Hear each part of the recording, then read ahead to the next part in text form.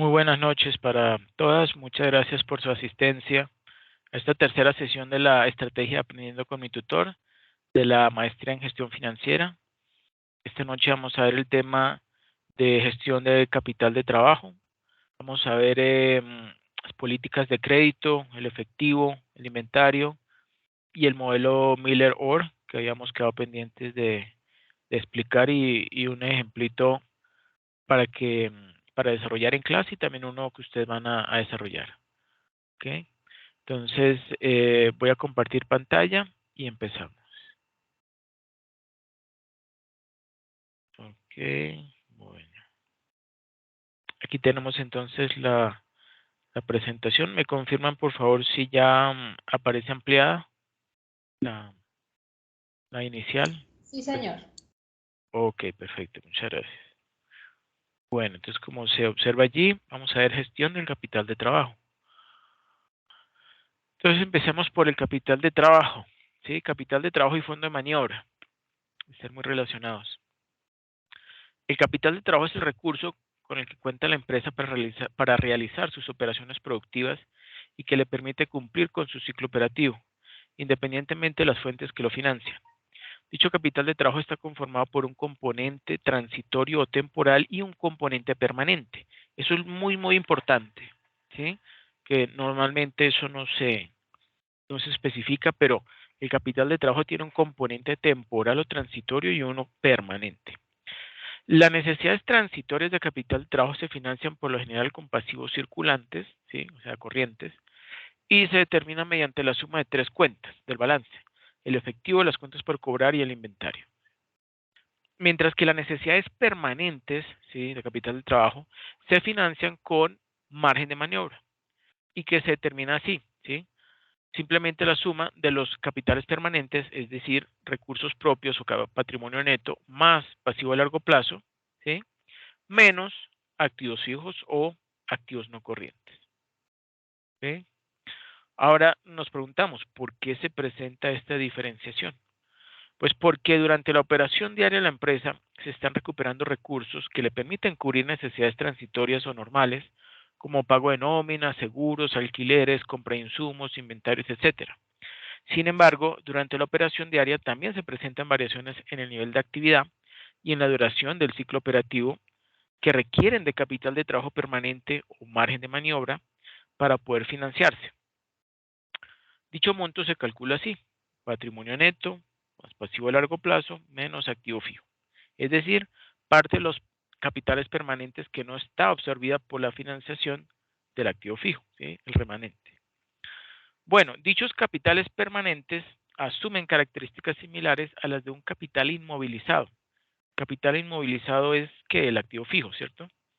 Entendiéndose que la empresa no podrá reducirlo porque afectaría sus niveles previstos de operaciones, debiéndose advertir que el capital de trabajo permanente, a diferencia del denominado capital inmovilizado, o sea, máquinas y equipos, ¿cierto? Cambia constantemente de contenido o de valor durante el intervalo del ciclo operativo, mientras que la inversión en bienes de capital, ¿sí? O sea, máquinas, equipos, ¿sí? Activos fijos, pues se refiere al mismo bien a través del tiempo. En cambio, el capital de trabajo permanente, el capital de trabajo permanente se expresa una vez en efectivo, inmediatamente después en mercancías o bienes, luego en cuentas por cobrar y nuevamente en efectivo, ¿no? O sea, el ciclo operativo de la empresa.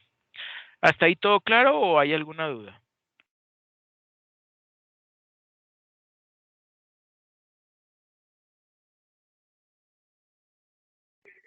Está claro. Claro. Ok, perfecto. Bueno, continuamos. Es necesario determinar el apropiado tamaño de la inversión en capital de trabajo para que no afecte la rentabilidad, dado que su calculada administración es clave para este propósito. Uno de los parámetros lo constituye el tiempo de duración del ciclo operativo como determinante en la rotación, ¿sí? La rotación de la mercancía. El capital de trabajo le permite a la empresa llevar a cabo su ciclo operativo, lo que significa la transformación de su efectivo, o sea, el dinero, en mercadería o bienes, y a estos convertirse nuevamente en efectivo, o sea, en dinero, constituyéndose así el ciclo dinero, mercancía, dinero, y por tanto la duración del capital de trabajo. Entendemos en consecuencia por ciclo operativo el tiempo de duración en que una unidad de dinero demora en transformarse nuevamente en dinero. Es de esperar que en una empresa que elabora y vende su producción tenga un ciclo operativo más largo que una empresa comercial, ya que, ¿cierto? Esta última, la primera, ¿sí? Requiere etapas que no son componentes del ciclo operativo de esta, como almacén de materias primas y producción. ¿Sí? Por eso la de las empresas comerciales, pues es más corto. Bueno, la distinta duración del ciclo mercancía-dinero no significa, ojo, que necesariamente las empresas industriales o manufactureras requieran siempre mayor capital de trabajo que las empresas comerciales, ya que la magnitud del capital de trabajo requerido depende también, pues, de otras variables, ¿sí? Y como yo lo he mencionado anteriormente, depende, por ejemplo, del volumen, ¿sí? de producción que tengan, las condiciones del mercado, muchos factores, ¿sí? Si la economía está en expansión o en contracción, ¿cierto? La liquidez que hay en la economía, ¿cierto? Bueno, dentro de un mismo ramo de actividades, la mayor o menor demora que se tenga en cada etapa, pues hará que el ciclo total sea mayor o menor en cuanto a su duración en tiempo requerido para concluir y en consecuencia mayor o menor será la necesidad de capital de trabajo a aplicar. ¿Ok? Bueno, ahora vemos la administración del capital de trabajo. ¿Quién me dio, por favor, leyendo esta diapositiva?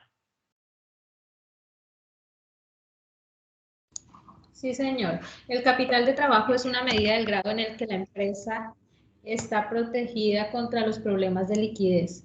Es muy difícil intentar manejar activamente una diferencia neta entre los activos y los pasivos corrientes, en particular cuando esa diferencia cambia de manera continua. Los activos corrientes de una empresa de manufactura típica explican más de la mitad del total de activos, mientras que las compañías comercializadoras pequeñas, los pasivos corrientes suelen ser la principal fuente de financiamiento externo. Estas empresas no tienen acceso a mercados de capital a largo plazo, como no sea adquirir una hipoteca sobre un bien inmueble. La administración del efectivo, los valores comerciales, las cuentas por cobrar, las obligaciones contraídas y otros medios de financiamiento a corto plazo son responsabilidad directa del director financiero. La administración del capital de trabajo es importante por el efecto de las decisiones de capital de trabajo sobre el riesgo, el rendimiento y el precio de las acciones de la compañía. Existen dos decisiones clave en administración del capital de trabajo. Uno, nivel óptimo de inversión en activos corrientes. Y dos, mezcla apropiada de financiamiento a corto y largo plazo usado para apoyar esta inversión en activos corrientes. La administración del capital de trabajo implica mantener un equilibrio entre la composición de activos y pasivos corrientes, teniendo en cuenta, uno, rentabilidad, definida como la capacidad que tienen los activos para generar ingresos mayores. Dos, liquidez, entendida como el grado de convertibilidad de los activos en efectivo. Y tres, riesgo de insolvencia técnica, establecido como la probabilidad de que una empresa no pueda cumplir con el pago de sus obligaciones en el corto plazo. Perfecto, muchas gracias. Sí, correcto. Entonces vemos allí esas dos decisiones clave en administración del capital de trabajo, ¿cierto? Lo repito, nivel óptimo de inversión en activos corrientes y mezcla propiedad de financiamiento a corto plazo y largo plazo, y eso se utiliza para apoyar esta inversión en activos corrientes, ¿cierto? Que es lo que vimos ya del fondo de maniobra. Bueno, ahora veamos, ojo con lo siguiente, y miramos esta gráfica a la derecha. Aun cuando las tasas de interés a corto plazo sean más altas, ¿sí? Ahí que estamos viendo en esa gráfica, estamos viendo en el eje de las X la producción en unidades y en el eje Y el nivel de activos, ¿sí? Y vemos que hay tres políticas, ¿no? La roja es la política A, la verde es la política B y la C es la política azul. Pero la política C es de color azul, ¿sí? Y vemos ahí una línea que nos está mostrando como nivel de activos. Vemos allí que esos son activos circulantes, ¿no? Esa altura, ese nivel de activo. Bueno, dice allí, aun cuando las tasas de interés a corto plazo sean más altas, o sea, comparado con el largo plazo, ¿sí? La mayoría de las veces, pero no significa que siempre sea así, sino la mayoría de las veces, ¿cierto? Es probable que la situación solo sea temporal. En un periodo largo esperaríamos pagar más en costos de interés con deuda a largo plazo que en los préstamos a corto plazo, los cuales cambian continuamente por refinanciamiento, por ejemplo, al vencimiento. El uso de deuda a corto plazo en vez de deuda a largo plazo es probable, ¿sí?, que dé como resultado ganancias más altas porque la deuda se pagará durante los periodos en que no se necesita. Los supuestos de mantener un nivel bajo de activos corrientes y una proporción alta de pasivos corrientes da como resultado un nivel bajo, incluso negativo, de fondo de maniobra, ¿sí? Que pues eso lo hemos comentado de pronto en una de las reglamentaciones que hay dentro del foro, ¿sí? Pero ojo con lo siguiente, eso depende de la actividad de la empresa, ¿no? Eso es posible, lógico, ¿sí? En una empresa comercializadora, ¿cierto? Que O está sea, no es malo del todo que sea negativo el fondo de mercado. No, eso depende de muchos Sí. factores, pero el más común es eso, que sea una empresa comercializadora, donde, por ejemplo, muchas de las empresas de grandes superficies tienen no tienen fondo de maniobra, o sea, tienen un fondo de maniobra negativo, ¿sí? ¿Por qué? Porque están aprovechándose de ese crédito que le ofrecen los proveedores, ¿sí? Porque pues ellos son grandes, ¿no? Ellos tienen un gran poder, incluso con los proveedores. Ajá. Sin embargo, compensando la rentabilidad de esta estrategia, tenemos un mayor riesgo para la empresa. Aquí riesgo significa peligro de que la empresa no mantenga suficientes activos corrientes para pagar sus deudas en efectivo y apoyar los niveles apropiados de ventas, es decir, quedarse sin inventario. Al determinar la cantidad adecuada de activos corrientes, pues la administración debe considerar la compensación entre la rentabilidad y el riesgo. Para ilustrar esta compensación, suponga que con los activos fijos, una empresa puede generar hasta 50.000 unidades de producción al año, ¿sí? Como lo vemos allí en la imagen. Vemos allí que tiene en la X 25.000 y 50.000, ¿cierto?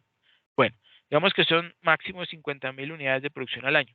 La producción es continua, ¿sí?, durante todo el año, ¿sí? O, bueno, durante todo el ciclo contable, donde existe un nivel particular de producción. Para cada nivel de producción, la empresa puede tener varios niveles diferentes de activos corrientes, ¿sí? Suponga que existen 3 políticas alternativas de activos corrientes, las que vemos allí, la roja, la verde y la azul, o sea, la A, la B y la C, ¿sí? Para estas alternativas, y bueno, lo vemos allí en la figura número 1. ¿Ok? Aquí continuamos. Se puede apreciar que oigan lo siguiente, se puede apreciar que cuanto mayor es la producción, ¿sí? Mayor es la producción, o sea, está corriéndose hacia la derecha, ¿cierto? Perdón. Se puede apreciar que cuanto mayor es la producción, más grande es la necesidad de inversión en activos corrientes para apoyar esa producción y obviamente las ventas. Sin embargo, la relación no es lineal. Si ven que es como exponencial, bueno, más o menos, sí, se ve que empieza a crecer y luego empieza a crecer menos y se empieza como a estabilizar, ¿cierto? Bueno, em, la relación no es lineal. Los activos corrientes aumentan a una tasa decreciente con la producción. Esta relación se basa en la noción de que se requiere una inversión proporcional más grande en activos corrientes cuando solo se producen unas cuantas unidades de las que se producen después, cuando la empresa puede usar sus activos corrientes pues de manera más eficiente. Si igualamos la liquidez con la conservación, ¿sí?, la política A, o sea, la de color rojo, ¿sí?, es la más conservadora de las 3 alternativas. En todos los niveles de producción, ¿sí?, miren, en todos los niveles de producción, la política A suministra más activos corrientes que las otras dos. Si ven, está más arriba, ¿no? O sea, que provee más activos corrientes que las otras dos políticas. A un nivel mayor de activos corrientes, mayor es la liquidez de la empresa cuando todo lo demás permanece igual. Entonces, la política A se considera la preparación de la compañía para casi cualquier necesidad concebible de activos corrientes. Es el equivalente financiero de usar cinturón y tirante, ¿sí? O sea, que está asegurado que no va a tener algún problema para ofrecer productos a sus clientes, ¿no? Bueno, la política C, ¿sí?, o sea, la de más abajo, la azul.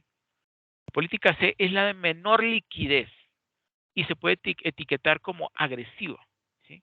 Esta política austera requiere niveles bajos de efectivo y valores comerciales, ¿sí? Cuentas por cobrar e inventarios. Debemos recordar que por cada nivel de producción hay un nivel mínimo de activos corrientes que la empresa necesita solo para subsistir.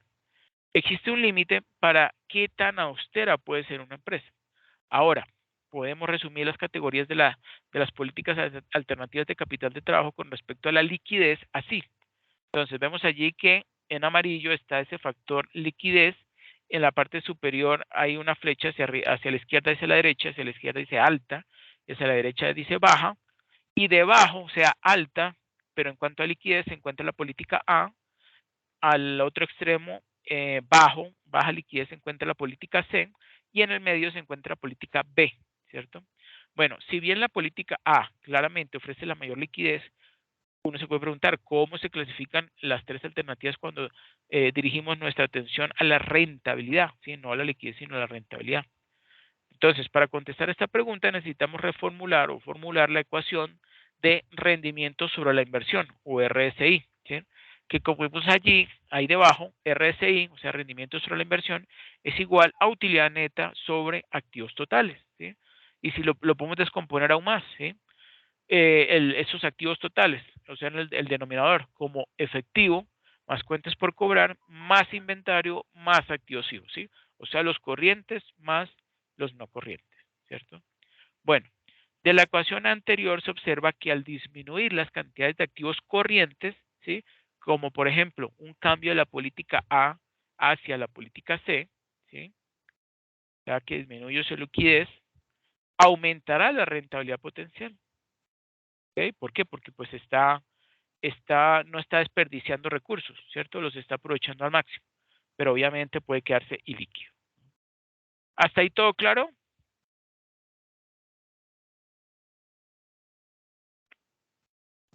Sí, señor. Ok. Bueno, ¿quién me ayuda leyendo esta diapositiva, por favor?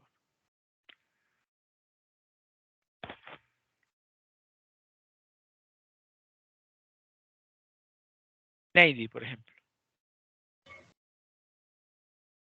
Qué pena, profe, es que voy camino a la casa, ¿Sí? no puedo leer. Ok. Yo leo, tranquilo. Bueno, gracias.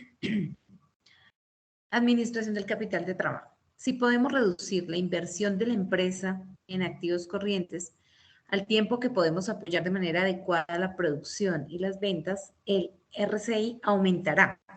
Los niveles bajos de efectivo, cuentas por cobrar e inventarios reducirán el denominador en la ecuación. La utilidad neta, es decir, el numerador, en esencia permanecerá igual o tal vez aumente. Así, la política C ofrece la rentabilidad potencial más alta, según la mide el RCI. No obstante, un movimiento de la política A hacia la política C da como resultado otros efectos, además de una mayor rentabilidad. Disminuir el efectivo reduce la capacidad de la empresa de cumplir sus obligaciones financieras conforme se vence. Disminuir las cuentas por cobrar, adoptando términos de crédito y una política de refuerzo más estrictos, pueden tener el resultado de perder algunos clientes y ventas. Disminuir el inventario también puede llevar a ventas perdidas por faltantes de productos. Por consiguiente, políticas de capital de trabajo más agresivas conducen a un mayor riesgo. Es claro que la política C es la política de capital de trabajo más riesgosa. También es una política que otorga más importancia a la rentabilidad que a la liquidez. En resumen, podemos hacer las siguientes generalizaciones. Entonces ahí nos dicen, o sea, alta y baja quiere decir como el riesgo. No, digamos los dos extremos, ¿sí? Entonces, por ejemplo, liquidez. La política A es la que tiene una más alta liquidez, ¿cierto? Pero pero por ejemplo la política C la tiene muy baja, ¿sí? Y hay un cambio en rentabilidad de riesgo, ¿sí? O sea que según esto, la política más recomendable es la B, que está como en la mitad. Sí, si el objetivo es rentabilidad, sí, claro que sí. Por rentabilidad. Ok. Y menos riesgos y liquidez también. Bueno, Es interesante ver que nuestro análisis de las políticas de capital de trabajo acaba de ilustrar los dos principios básicos en finanzas. La rentabilidad y la liquidez varían inversamente una con respecto a la otra. Observe que para nuestras tres políticas alternativas de capital de trabajo, las categorías de liquidez son el opuesto exacto a las de rentabilidad. Así. El aumento en la liquidez en general viene a costa de una reducción en la rentabilidad. 2. La rentabilidad se mueve junto con el riesgo. Esto es, existe una compensación entre el riesgo y el rendimiento. Al buscar una rentabilidad más alta, debemos esperar mayores riesgos. Observe cómo las categorías de rentabilidad y riesgo para nuestras políticas son idénticas. Puede decirse que el riesgo y el rendimiento caminan de la mano. Claro. Perfecto, muchas gracias. ¿Ahí todo claro? Sí, señor. Sí. Ok, gracias. Bueno, entonces yo continúo. Políticas de inversión financiera a corto plazo. Cada empresa definirá sus políticas de inversión financiera a corto plazo y por lo mismo la situación de capital de trabajo. Podemos encontrar administradores muy conservadores, ¿sí?, que mantienen altos niveles de liquidez, ¿sí? ¿Por qué podemos decir que administradores muy conservadores? Pues porque seguramente siguen la política A, ¿no?, que es la política conservadora. Bueno, muy conservadores que mantienen altos niveles de liquidez, ¿sí?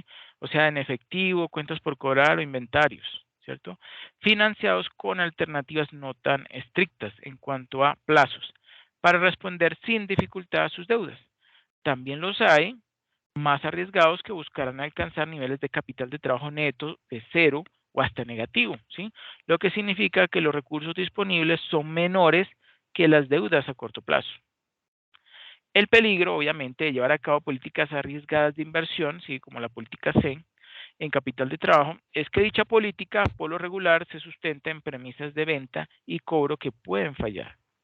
Entre esos dos extremos, pues habrá un gran número de combinaciones y se elegirá la que, a juicio de la administración, pues sea la mejor para la empresa, dependiendo de sus características y su experiencia, así como la identificación de los costos y beneficios de cada alternativa. Entre las decisiones financieras a corto plazo tenemos básicamente tres. Primero, ¿qué cantidad es conveniente mantener en efectivo para hacer frente a los compromisos? Segundo, ¿cuáles deben ser los niveles de inventario y por lo tanto las compras de materia prima? Y tercero, ¿qué condiciones de crédito deben ofrecerse a los clientes? ¿Okay? Bueno. Efectivo, ahora veamos este elemento muy importante de nuestro balance y también de nuestro capital de trabajo, el efectivo. Una empresa debe mantener efectivo cuentas bancarias e inversiones temporales, tanto para sus operaciones normales, pago de salarios, vencimiento de sus deudas, pago de impuestos a cargo y gastos de operación, como por ejemplo por razones de precaución ante irregularidades o tardanza en los cobros. Sin embargo, el costo de oportunidad de no poder utilizar ese dinero en inversiones con un mayor rendimiento, hecho con rendimiento, pues llevará a buscar alternativas para minimizar el nivel en el que debe mantenerse.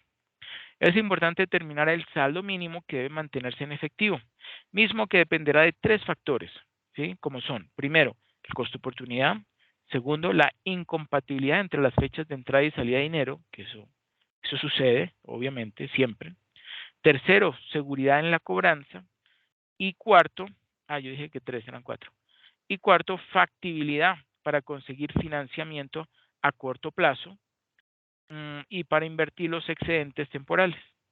¿Okay? Esto implica elaborar, perdón, qué pena, me salté. También debe haber un manejo eficiente de las entradas y salidas de efectivo, ¿sí? Esto implica elaborar un presupuesto de entradas y salidas de efectivo, con todos los renglones, o sea, las cuentas que componen la operación y las políticas de cobro y pago pues ya establecidas. Además, es importante hacer una revisión constante de lo que se ha cobrado y de lo que realmente se ha convertido en efectivo. Lo mismo que poner en práctica mecanismos para acelerar la cobranza, entre ellos pues, los servicios bancarios de compensación o transferencia, ¿sí?, la contratación de personal especializado, etcétera. Por último, en el caso de contar temporalmente con excesos de efectivo, ¿sí?, si hubiera un exceso de efectivo, pues la administración debe buscar las mejores opciones de inversión a corto plazo que sin perjudicar la liquidez, pues ayudan a generar un beneficio. Bueno, ahora ya entramos en materia. Ciclo del efectivo y modelo Miller-Orr. El cálculo del ciclo de conversión del efectivo, que ya ustedes lo vieron, ¿no? Que es la sumatoria de la rotación de inventario más la rotación de cuentas por cobrar menos la rotación de cuentas por pagar a proveedores, ¿cierto?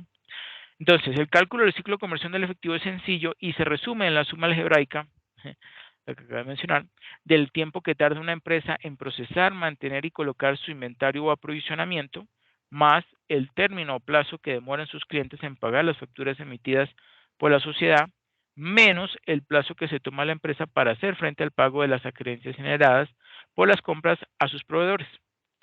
Obviamente, mientras más corto sea ese lapso de tiempo, en mejores condiciones estará la empresa y más eficiente será su operación. Adicionalmente, si el periodo de conversión es negativo, ¿sí? Esto significará que la sociedad o la empresa pues cobra antes de pagar, lo cual implica que no requiere de fondo de maniobra y que gana dinero a partir de los dineros de otros, ¿sí? Eso ustedes cómo lo interpretan. A ver si no, yo les colaboro, pero ahí miren la relación que hay entre ciclo del efectivo negativo y fondo de maniobra negativo. ¿Sí se dieron cuenta?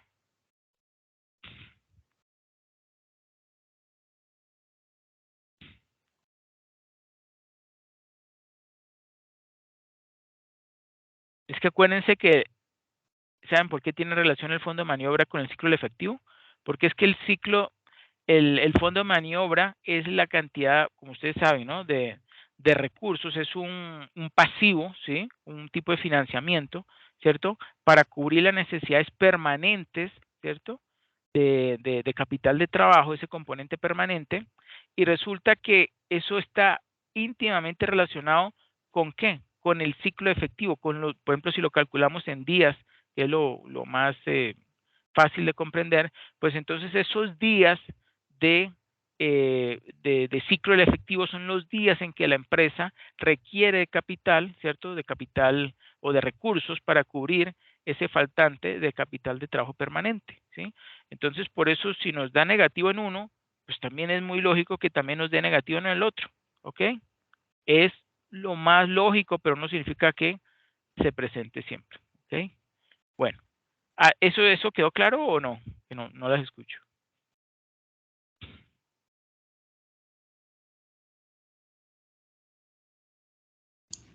Sí, señor. Yo creo que cuando vayamos realizando el ejercicio y realizando los análisis, vamos a, bueno, en mi caso, vamos a afianzar un poco más el ciclo del efectivo. Ok, listo, perfecto. Bueno, Y es que el dar ¿sí? negativo, por lo menos a mí en mis ejercicios me dieron negativos. Me dio negativo el fondo de maniobra, que era lo que yo le decía a su merced la otra vez, que si eso era malo o era bueno. Pero entonces, pues, efectivamente, entiendo que lo que quiere decir es que sea digamos, pues no malo, sino que es de negativo es porque al ser una empresa comercializadora, pues está utilizando mucho los recursos de sus proveedores y está trabajando más que todo con esa plata, digamos. Entonces, por Exactamente. eso es que el fondo de maniobra da negativo. Exacto, no es que sea algo negativo para, digamos, todo tipo de empresa, ¿no? Digamos, si da un fondo de maniobra negativo para una empresa comercializadora y vemos también, obviamente, cuando observamos el indicador por ejemplo, de rotación o no, más bien cuando vemos otro indicador muy importante que es el de rotación de inventario, ¿sí? Cuántas veces tiene que reponerse la mercancía en la empresa, pues porque está haciendo una gran cantidad, digamos, una venta constante y continua, ¿sí? De sus productos, pues es bastante lógico y natural que no requiera de recursos, digamos, lo que llamamos necesidades de recursos, o sea, como quien dice, solicitudes de préstamos a entidades financieras.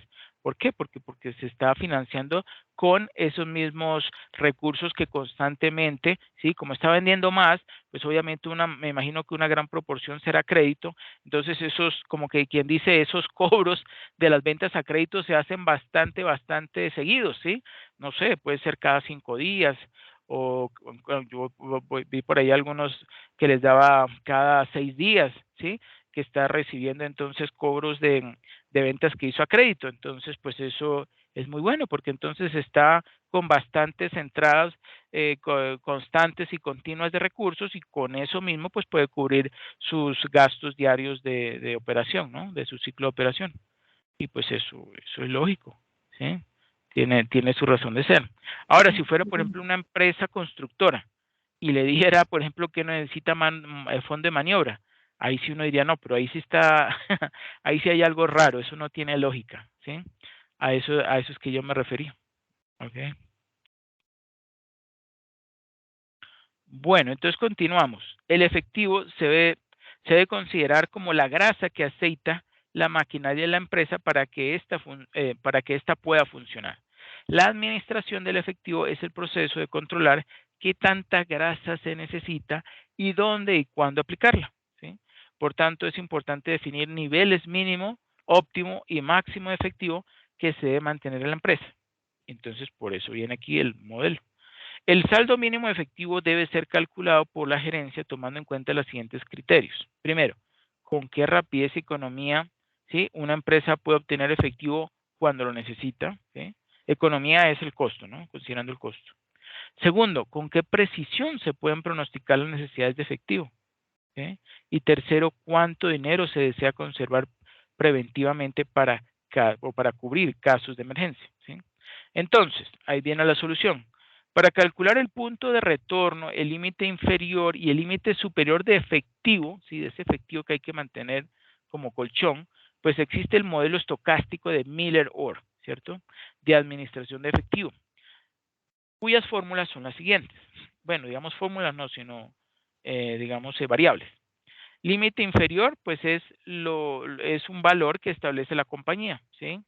Ese Es límite, decir, son como parámetros que da la compañía, como políticas que utilizan. sí, sí, Ah, con base, miren, con base en el histórico, que eso obviamente lo maneja la empresa, pues él, digamos, por prueba y error, porque es que así es, por prueba y error, pues él va determinando cuál es ese límite inferior que, supongamos, en el último año, entonces él se dio cuenta, no, mire, con este mínimo de efectivo, no sé, digamos, por decir algo, no sé, 5 millones de pesos, ¿cierto? La compañía entonces, y aplicando obviamente este modelo de Miller-Orr, pues con eso, como quien dice, le está funcionando, ¿sí? Está logrando determinar cuál es esa cantidad de óptima de efectivo, ¿cierto? Que pues pero va, sí, ¿sí? tengo una pregunta. Sí, Qué pena, doctor, que lo interrumpí. ya. Bueno, esos límites de qué dependen, porque me imagino que pues, el empresario, el gerente va digamos, a plantearlos de acuerdo a algunos criterios o algunos indicadores que le dicen cuál puede ser ese límite, me imagino. ¿Sí? Entonces, Claro, ¿va a depender de unos indicadores en especial o es política digamos, de clientes? Digamos que los contadores, sí, son los encargados, bueno, podríamos decir, no, ni siquiera los contadores, es un cargo muy general, una profesión muy general. Los tesoreros, sí, los encargados de tesorería, sí, que como yo les había comentado antes, ellos hacen unos pronósticos semanales, mensuales, sí, y trimestrales de lo que van a ser las entradas y salidas de efectivo, ¿cierto? Que ellos obviamente van a revisar entonces, bueno, estos clientes me van a pagar aproximadamente en tales fechas, pero como ustedes saben, eso no siempre se cumple. Entonces sí, o sea, esos son, digamos, esos pronósticos con base en hechos, en documentos, ¿cómo se dice?, en facturas de venta, ¿cierto? Que entonces el tesorero está analizando y obviamente también está contrastando, ¿sí?, con, digamos, los pagos que tiene que realizar la empresa, sean pagos de salarios, alquileres, servicios públicos, créditos, etcétera, etcétera. Entonces, digamos que el área de tesorería puede establecer cuál es ese límite inferior y obviamente ahorita aplica, digamos, la fórmula de cálculo de ese óptimo de efectivo, que ahorita lo vamos a ver, y pues va probando, ¿no? Acuérdense que este modelo estocástico, ¿por qué se llama estocástico? Porque es un modelo donde hay una elevadísima variabilidad o dispersión, ¿cierto? Digamos, de, de conocer cuál es la cantidad, o sea, hay una gran variabilidad en cuanto a la cantidad de recursos en efectivo que se requiere, ¿sí? Digamos, pueden ser unas cantidades muy altas en un momento, luego baja, luego sube mucho, mucho más y luego baja en el siguiente periodo, ¿sí? Entonces hay una gran dispersión, hay una gran variabilidad en cuanto a esos montos de efectivo y para eso entonces se aplica un modelo estocástico que sirve precisamente para pues tratar de controlar o de establecer esa cantidad de recursos que podría, obviamente no es que sea perfecto, pero puede servir como de guía para mantener y no tanto para mantener, porque ahorita vamos a ver que hay unos recursos excedentes que se mantienen en forma de inversiones temporales. Y esas inversiones temporales se van a convertir en efectivo, o sea, yo las voy a vender, ¿sí? Por ejemplo, en el mercado secundario o, bueno, también en la bolsa de valores, dependiendo de cuáles sean ese tipo de instrumentos financieros. Y pues rápidamente, ¿sí? Puede convertir esos títulos valores en efectivo. Obviamente eso tiene unos costos, ¿sí? Ahorita lo vamos a ver. ¿Okay? Entonces, se establece, o la compañía del área de tesorería establece ese límite inferior. ¿Y cuál sería el límite superior? Pues sería la sumatoria de ese límite inferior más el spread, ¿sí? O sea, el spread es un porcentaje, ¿no? Un porcentaje establecido. Bueno, ahora, ¿cuál es la fórmula para calcular ese spread o ese saldo objetivo de efectivo? Que lo vamos a conocer o que lo conocemos como Z. Ahí lo podemos observar. Z, que es ese spread o saldo objetivo de efectivo, es igual a 3 multiplicado por la raíz cúbica, ¿sí? Raíz de 3, de una división, ¿sí? Una relación entre 3 cuartos por TC. Uno se pregunta, bueno, ¿y qué es TC? Ahí abajito dice dónde TC es el costo de transacción de comprar o vender títulos valores a corto plazo, ¿sí? O sea, sí, un costo, un valor. ¿Acciones? No, ¿O no digamos necesariamente? la comisión por comprar o vender Mm, títulos valores a través de un agente, pues ese lo conocemos como el TC, ¿sí? TC. Transaction cost, ¿sí? Porque pues eso, estas fórmulas son tomadas del inglés, pero es transaction cost lo que significa ese TC, ¿sí? Y la B es la variance, ¿sí? O sea, ¿ustedes se acuerdan qué es la varianza?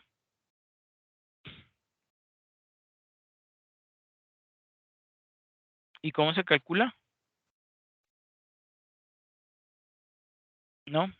Bueno, la varianza es una medida de dispersión, ¿sí? ¿De qué? De la estadística, ¿no? De la inferencia estadística, ¿sí? Hay dos tipos de, digamos, de indicadores o de sí, indicadores de variabilidad. Uno es la varianza y el otro es la desviación estándar o desviación típica, o ¿sí? covarianza. Pero ese es otro, ese es otro. Digamos que de dispersión, ¿sí? Es me he dicho, dentro de indicadores de dispersión, ¿qué significa esa dispersión? Es el valor, o sea, digamos, el nivel de cambio digamos, la diferencia que hay entre el valor que toma, digamos, un elemento histórico, por ejemplo, en este caso podría ser el, no sé, la cantidad de efectivo que se mantuvo en los últimos 3 años, ¿cierto? Un año. Supongamos que esa es una variable, esa cantidad de efectivo, ¿sí? Esa variable con respecto a la media, ¿sí? Entonces, cuando a nosotros, y por eso les decía que si se acordaban de la fórmula de cálculo, para yo calcular la varianza, yo lo que hago es que al valor que yo tengo, por ejemplo, mensual, hace 3 años, no sé, digamos que el mes de marzo, ¿sí? De hace 3 años atrás, ¿cierto? Yo le resto el promedio, ¿sí? El promedio anual de las cantidades de efectivo que yo había mantenido ese año, ¿sí?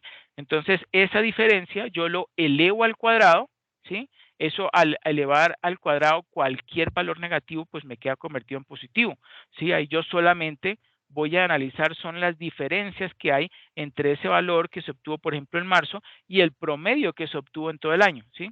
Entonces, sí, eso es como para que ustedes sepan en qué es lo que es la varianza.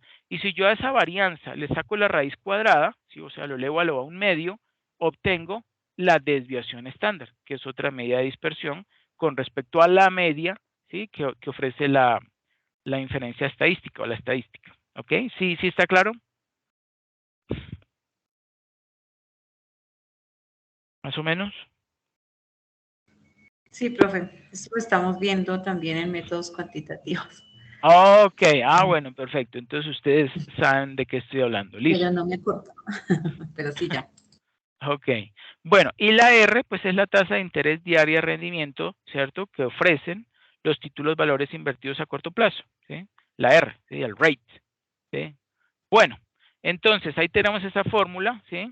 Y ahora miren lo siguiente, abajo dice, fórmula para calcular punto de retorno de la cuenta de efectivo, que lo vamos a llamar H, ¿sí? ¿Por qué se llama punto de retorno? Se llama punto de retorno porque en un momento, ¿sí? En el que yo les dije que esto es cuando hay una alta variabilidad, ¿sí? En cuanto a los montos de efectivo que se van a mantener, sí, por ejemplo, durante un periodo contable por parte de una empresa, ¿no? Entonces resulta que cuando, por ejemplo, y esos valores son por lo general mensuales, ¿no? Entonces cuando llega a ese punto límite, entonces digamos que vienes bajando, ¿sí? Vienes bajando porque obviamente son salidas de dinero, ¿no? Él empieza con una cantidad de recursos que digamos es el límite inferior, ¿sí? Y luego va gastando esos recursos hasta que llega a un punto en que, digamos, toca ese umbral más bajito, que es ese límite inferior, y entonces automática viene el punto de retorno, ¿sí? O sea, llega y dice, bueno, me estoy quedando sin recursos, voy a tener que vender inversiones temporales o títulos valores de corto plazo ¿sí? Para poder financiar pues lo demás que me queda en los demás periodos de tiempo, ¿sí?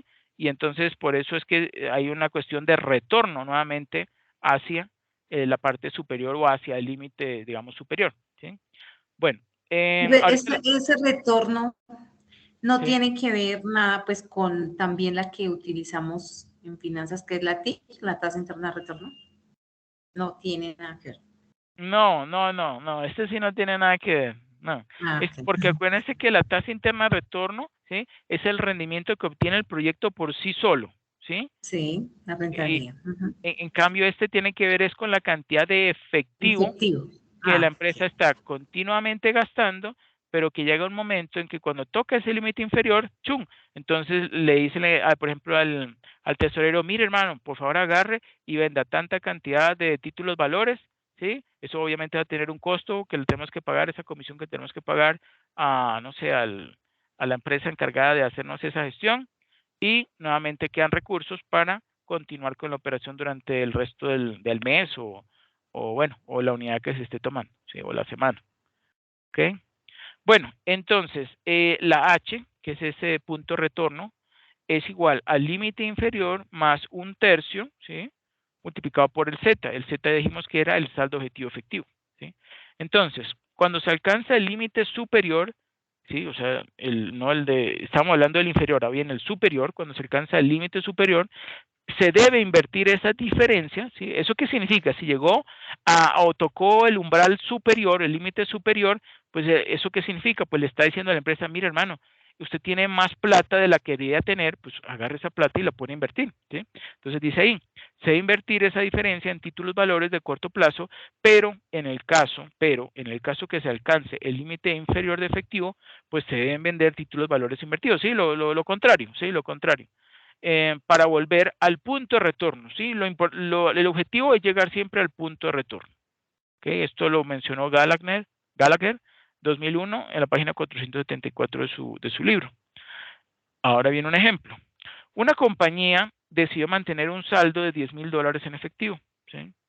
Los costos de transacción corresponden a $5, bajito, ¿no? $5. La desviación estándar de los flujos de caja corresponden a $2,000 diariamente, ¿sí? Y la tasa de interés o, digamos, ese rendimiento sobre los títulos valores invertidos a corto plazo es del 0,014% diario, ¿sí? Entonces, nuestros datos son, pues, TC, Transaction Cost, ¿sí? Los costos de transacción son $5. B, que es la varianza, es la desviación estándar. Por eso les expliqué ahorita la diferencia entre la varianza y la desviación estándar, ¿sí? Si les doy la desviación estándar, ustedes elevan eso al cuadrado y obtienen, ¿qué? La varianza, ¿sí? La V, variance, ¿sí? Varianza. La R minúscula, rate o tasa de interés, pues esa que acabamos de mencionar, 0,014% diario. Y el límite inferior ya nos está dando este ejemplo, este ejercicio, que son $10,000 en efectivo. Entonces aplicamos la fórmula. ¿Qué vamos a calcular primero? Pues el Z, ¿cierto? El saldo objetivo de efectivo. Entonces el Z es igual, ¿sí? Como lo vemos allí, 3 por raíz cúbica, 3/4, por el coste de transacción, que son $5, por la varianza, que es 2.000 elevado al cuadrado, y todo ello dividido entre 0,0014, o que es lo mismo, 0,014%. ¿Sí? Y eso nos da como resultado, ¿sí? Ese Z, 14.249. ¿Ok? Bueno, entonces, calculamos ya teniendo ese Z, calculamos pues el valor de nuestro límite superior. Nuestro límite superior, ¿cierto? Es el 10.000, que es el límite inferior, más el Z, perdón, que es 14.249. Eso nos da 24.249. Entonces, como quien dice, ya, ¿sí? Ya tenemos nuestro límite inferior, que son 10.000, nuestro límite superior, que son 24.249, y ahora vamos a conseguir o determinar, perdón, el punto de retorno H, ¿sí? El punto de retorno H es igual a límite inferior más 1/3 por Z. Y eso nos da como resultado el punto de retorno 14.479,66. ¿Okay? No entendí cómo es que se halla en límite superior. Esperen, creo que es que estaba en el anterior. Aquí está, miren. Bueno, lo hubiera puesto en la otra diapositiva, pero ahí está, miren. Límite inferior es igual al límite inferior más spread. ¿Ok? El spread Sí. es el Z, ¿sí? Entonces, por eso, ¿sí? El límite inferior son 10.000 y el spread que acabamos de calcular es 14.249. Entonces, 10.000 límite inferior más spread, que son 14.249, pues nos da 24.249. ¿Ok? Ok. Ahora viene para ustedes. Yo les dije que les iba a poner ejercicio para ustedes. Bueno, dice, ejercicio a desarrollar en clase sobre el modelo Miller-Orr. Una compañía decidió mantener un saldo de $8,000 en efectivo, ¿sí? Los costos de transacción corresponden a $3. La desviación estándar de los flujos de caja corresponden a $2,500 diariamente. La tasa de interés, es decir, el rendimiento que obtienen esos títulos valores en forma diaria, ¿sí? O ese rendimiento diario de esos títulos valores es de 0,025%. Datos, ¿sí?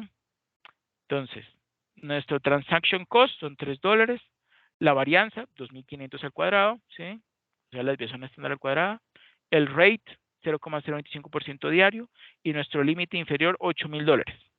Ojo con lo siguiente, si me lo desarrollan, el que tenga bien el resultado le doy 10 puntos sobre la calificación del paso número 3.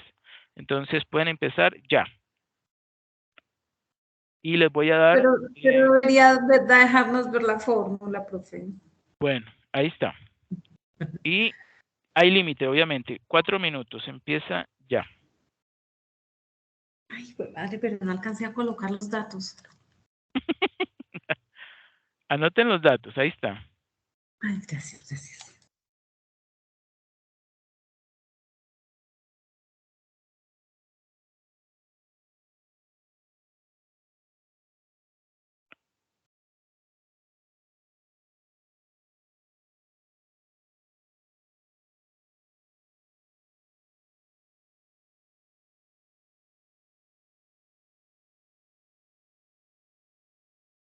Bueno, ya 1 minuto.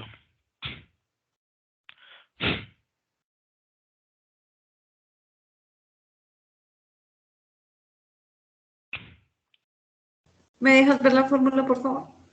Por favor. Ahí está la fórmula.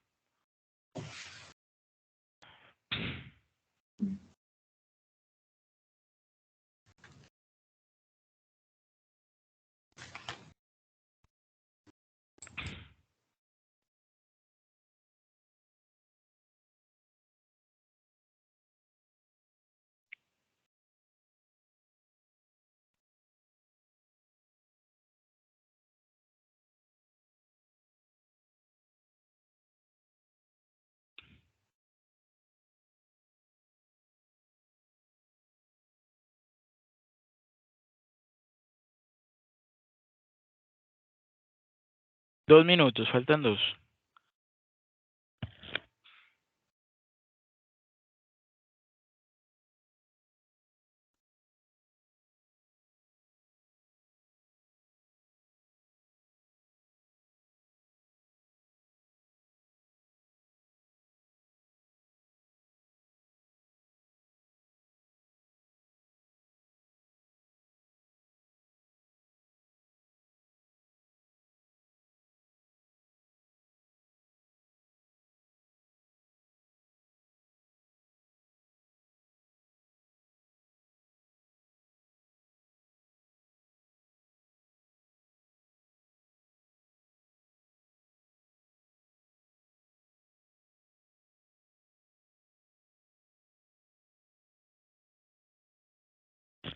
¿sí? Necesitamos los valores del límite inferior, superior y h.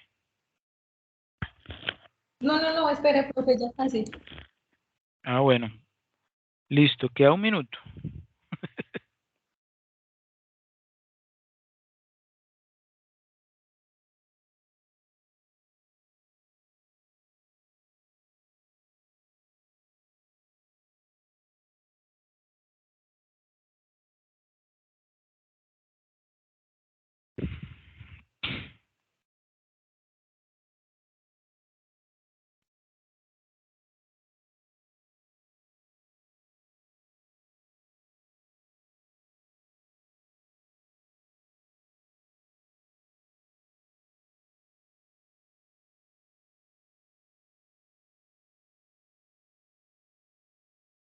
Diez segundos.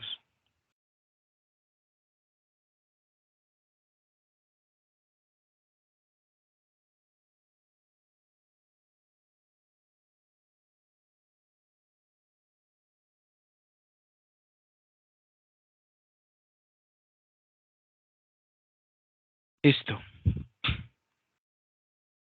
¿Cómo le fue?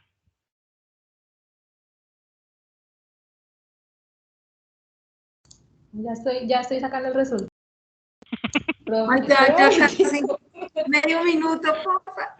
Se acabó el tiempo. Se acabó el tiempo.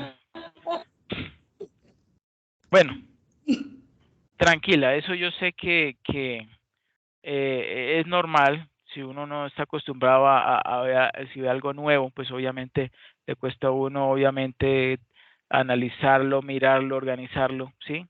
Pero, bueno, ¿qué resultado le dio? Y miramos a ver qué punto le puedo dar. ¿Cuánto le dio? Yo espero que sea 2.358.6, ¿no? Vamos a hacerlo aquí mismo, ¿sí? Con eso usted mismo va a ver cuánto dio. Listo. Bueno, entonces, lo A mí primero no que me dio tenemos, tanto. vamos a calcular el Z. ¿Ok? Vamos a calcular el Z. El Z es la raíz cúbica, ¿cierto? Es esto. Pero vamos a cambiar los valores, ¿no? Entonces, en este caso, el transaction cost es 3, ¿cierto? Y la varianza es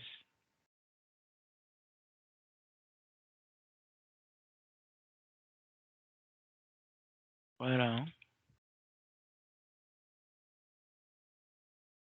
2.500, ¿no? 2.500 al cuadrado.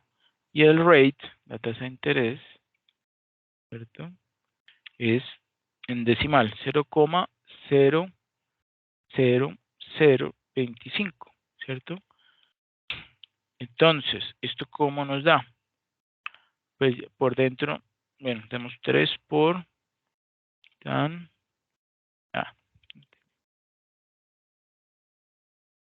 Esto en el numerador nos da, vamos a buscar aquí la calculadora, nos da 3 cuartos son 0,75 por 3, ¿cierto? Eso nos da 2,25. Y ese 2,25 lo multiplicamos por 2.500 al cuadrado, ¿no? Paréntesis, 2.500 elevado al cuadrado. ¿Sí? Cerramos. El numerador nos da 14.062.500, ¿cierto?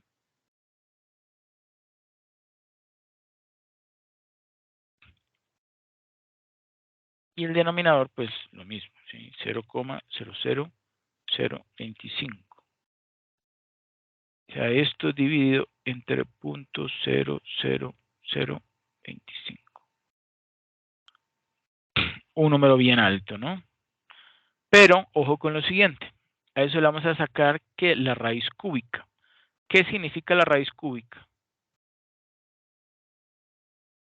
Si lo quiero sacar de esa raíz, ¿qué tengo que hacer?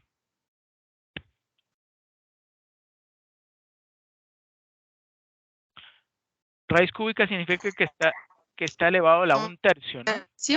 1/3. Exacto. Entonces lo que hago es esto, ¿sí? Lo elevo a la X, ¿sí? a la 1/3. ¿Sí? Entre 3.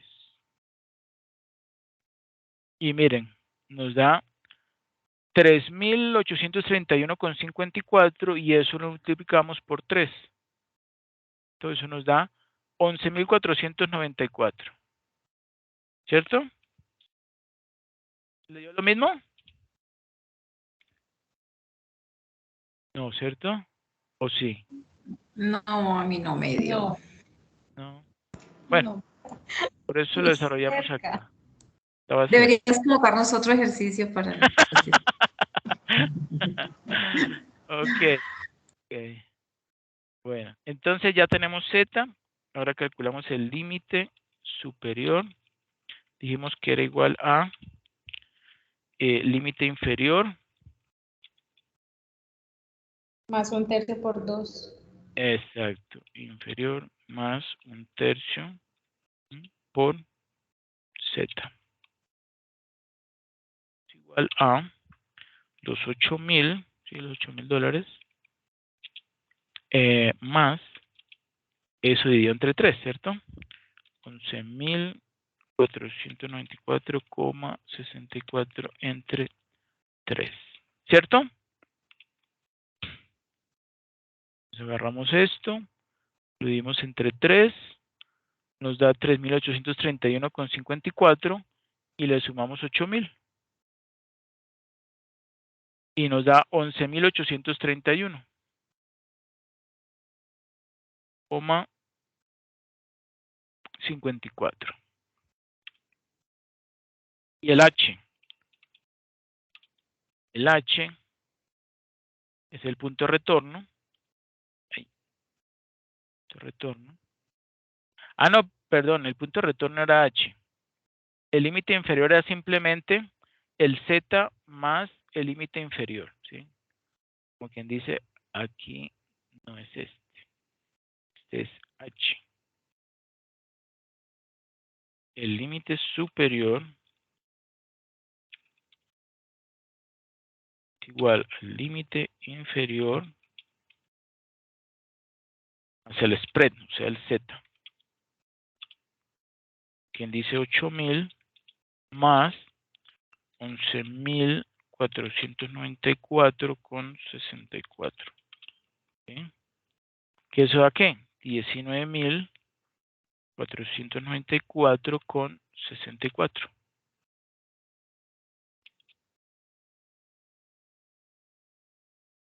Ponerle aquí un Profe, pero no te ganaste los 10 puntos porque duraste más del tiempo. Pero no ve que yo se los estoy haciendo acá, ustedes lo pueden hacer con la calculadora. Yo estoy aquí buscando datos, buscando la Sí, claro. calculadora. No se vale, no se vale. Bueno, ahorita al final les pongo otro. Solo por eso, 5 y 5 puntos. ¿Por el Sí, esfuerzo? sí, lo intentamos, lo Bueno. intentamos. Ok, sí, saben que sí. Ok, voy a darle 5 puntos por el esfuerzo. Pero bueno, a mí a ver, uno de ustedes dos me dijo que ya lo tenía casi listo. ¿Quién fue?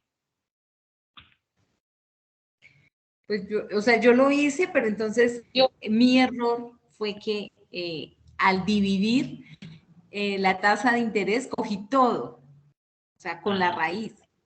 Entonces, claro, ahí me cambió el valor. Claro, dio Pero otro las resultado. fórmulas las estaba Yo no hice aplicando la bien. conversión del porcentaje. Yo no hice la conversión del porcentaje. Todo iba Ya. bien hasta la conversión del porcentaje. Ya. Bueno, Pero a el ver, esfuerzo sí deberíamos ver. ¿cuáles son sus nombres para tenerlo acá? Mónica Gutiérrez. Ok, Mónica, ya sé. ¿Y? Ingrid Rodríguez.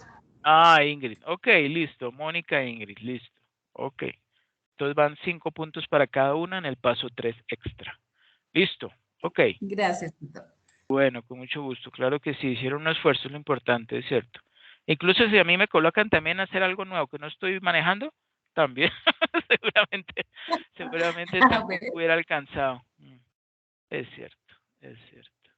Bueno, pero ya quedaron, ¿sí?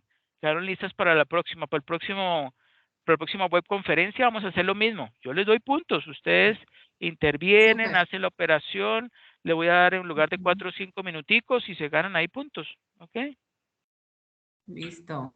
Bueno, perfecto, muy bien. Entonces continuamos. ¿Quién me ayuda, por favor, leyendo crédito a clientes?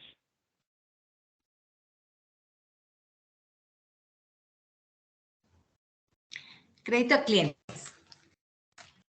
La decisión de otorgar crédito debe ser consecuencia del análisis de los costos y beneficios que se obtienen al hacerlo respecto de las ventas a crédito. También debe buscarse un equilibrio entre dos costos.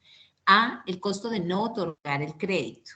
Este costo está constituido por las ventas que no pueden concretarse porque no todos los clientes pueden comprar de contado. B, el costo de otorgar el crédito. Este costo está representado por las cuentas incobrables, es decir, aquellas ventas a crédito que no pueden recuperarse. Cuando se pierde ventas por no otorgar crédito, también se pierde la oportunidad de generar rentabilidad para la empresa. En cambio, si se concede crédito a los clientes, se espera un incremento en las ventas y, en consecuencia, en las utilidades. Y es necesario calcular los beneficios esperados por ese crecimiento en las ventas. Sin embargo, también hay que considerar que cuando se hacen ventas a crédito, se tendrán varios costos. Costos de oportunidad por la inversión que se mantiene mientras los clientes pagan. 2, costos de efectuar la cobranza y en casos extremos. 3, costos de recuperar la inversión cuando hay clientes que no pagan. La decisión de inversión debe pasar por el proceso de análisis costo-beneficio. Esto significa que los incrementos en la rentabilidad generados a partir de incrementos en ventas debe ser superior a los costos ocasionados por este mismo incremento en ventas. Son muchos los factores que deben tomarse en cuenta al establecer las políticas de crédito y cobranza, ya que es necesario definir monto, plazo, requisitos para otorgarlo, procedimientos de cobranza, sanciones por incumplimiento, intereses moratorios y premios, como los descuentos por pronto pago. O sea, como estrategias, ¿sí? Que utilizan los Exacto. gerentes para recuperar su cartera. Exacto, muy bien, perfecto, exacto. Entonces, por ejemplo, si yo llego a determinar cuál es el costo, ¿cierto? ¿Cuál es el costo de por ejemplo, obtener los recursos, ¿cierto? A la entidad financiera para financiar lo que se llama esa necesidad externa de recursos, que obviamente, como ya les mencioné, tiene un costo, que es lo que me cobra a mí el banco por prestarme esos recursos, pues entonces yo voy a ver si el descuento que yo le hago a mis clientes porque me paguen, ¿cierto? Antes digamos, de lo que estaban ellos acostumbrados a pagarme, supongamos, un descuento 10-30. Posiblemente ustedes ya habrán escuchado antes de esta terminología. Significa que otorgan un 10% de descuento si el cliente paga dentro de los primeros 30 días. ¿Ok? Entonces, ¿eso qué va a permitir? Pues eso va a permitir que yo no tenga que pedir, o más bien que reduzca, ¿sí?, ese monto de dinero que le pedía prestado a la entidad financiera y en contraposición, o digamos en recompensa al cliente por pagarme antes, pues yo le voy a dar entonces ese 10% de descuento, ¿sí? Y ustedes saben muy bien que una empresa que le pide recursos prestados a un banco en el corto plazo, pues eso, ¿sí?, en estos momentos pueden ser, no sé, pues depende obviamente del riesgo que tenga la empresa, pero muy seguramente va a ser, no sé, 15%, 16%, algo superior al 10%, ¿sí? Entonces, pues ahí vemos que ese 10%, ese 10-30, pues como que tiene su cabida, tiene su lógica de poder y su viabilidad, ¿no? Eso obviamente toca mirarlo con más detenimiento, pero así por encimita, pues ese 10-30 suena como bien, ¿cierto? Tutor, pero aquí interviene mucho, tiene mucho que ver, ¿cierto? Los indicadores de gestión, porque con esos indicadores uno puede medir efectivamente, pues, cuánto está rotando, cuánto está los días en que se nos está demorando la gestión de la cartera, todo Claro, esto, ¿cierto? La rotación. claro, Entonces, claro. de ahí depende mucho tomar o no tomar estas estrategias. Exacto, ¿Cierto? todo eso, tiene toda razón. Obviamente, supongamos, la empresa necesita recursos, digamos su operación, como yo les mencioné, creo que hoy yo les puse unos comentarios. Si el fondo de maniobra es superior, perdón, si las necesidades operativas de fondos son superiores al fondo de maniobra, significa que la empresa necesita recursos, ¿sí? Se necesita pedirle prestado a una entidad financiera para en esos momentos en que no cuente con recursos, ¿sí? Que no sea suficiente pues lo que él está internamente generando, lo que le están pagando pues de las ventas a créditos que ha hecho. Entonces, si determinó que necesita recursos, sí, su operación, eso no es que sea malo, lo que pasa es que su operación pues lo requiere, necesita recursos para ciertos momentos de su ciclo para pagar, porque no le alcanza lo que él está continuamente, ese circulante, ese pasivo circulante que él está teniendo, pues no le alcanza, entonces va a tener que pedir prestado y como usted lo mencionó, tiene que analizar los indicadores de rotación, del ciclo operativo, ciclo el efectivo y todo ello, y entonces determinar cuál es el beneficio, digamos, el premio que le podría dar a su cliente si le pagan los primeros 30 días. Sí, así es que se hace. Para obviamente en beneficio de uno, ¿no? En beneficio de la empresa. Bueno. Perfecto, entonces continuamos.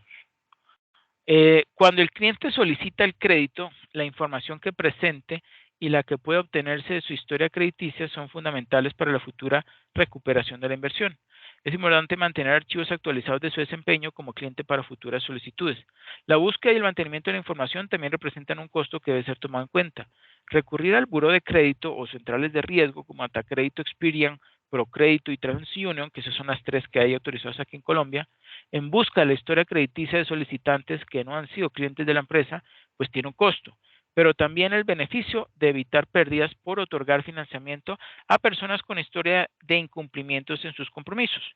Una vez que se ha iniciado un programa de otorgamiento de crédito, es necesario revisar constantemente sus consecuencias para la empresa, evaluando la respuesta de los clientes ante el estímulo del financiamiento, la reacción de la competencia, el incumplimiento de los clientes, el comportamiento de la cobranza, la conveniencia de los mecanismos de cobro que se han empleado y la aparición de nuevas formas y términos de crédito. ¿Okay? Con los datos recabados de este proceso de evaluación podrá hacerse una reevaluación de las políticas establecidas y de ser necesario hacer los cambios pertinentes. Ahí dice, el ejemplo que se presenta en la figura 2, que es esta que está acá, ¿sí? Miren, mírenla. Aquí está el importe de ventas, el cobro esperado, ¿sí? Importe de inversión, coste de oportunidad de la inversión y obviamente el beneficio neto, que es la diferencia entre ese importe de ventas y el cobro esperado y el importe de inversión y el coste de oportunidad de la inversión, ¿cierto? Bueno.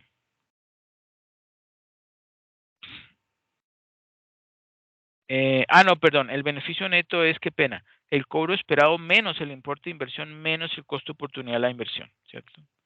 Bueno, entonces, el ejemplo que se presenta en la figura 2 muestra los cálculos que deben hacerse para tomar una decisión de crédito.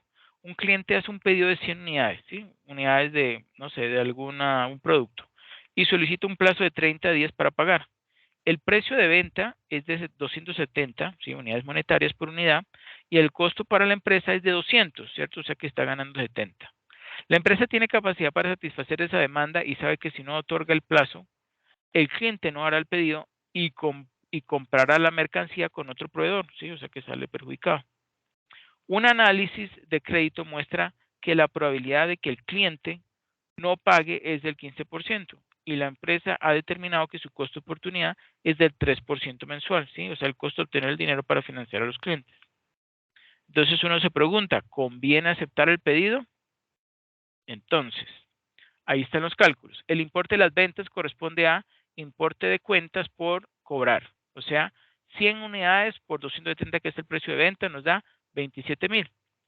El cobro esperado, ¿sí? Disminuido por cuentas incobrables. Serían los 27,000, ¿sí? O sea, lo que voy a recibir de mis ventas multiplicado por el 85%. ¿Sí? Eso me daría 22,950.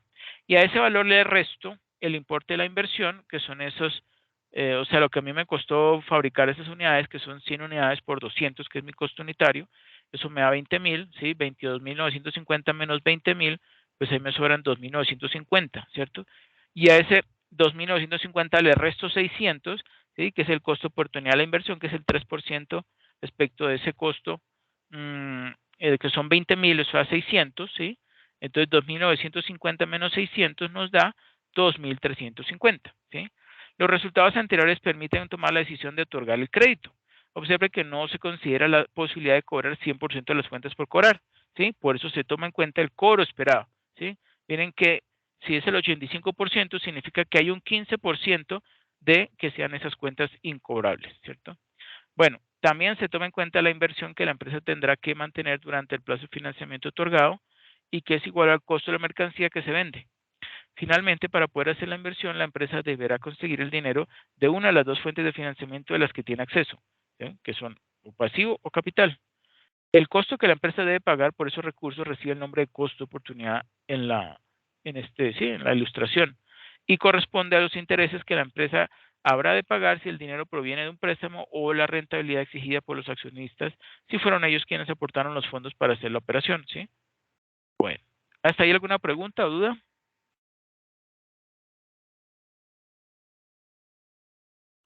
No, señor. ¿No? Ok, perfecto. Ahora vamos a leer un poco sobre Datacrédito, Experian y Procrédito. ¿Quién me ayuda leyendo?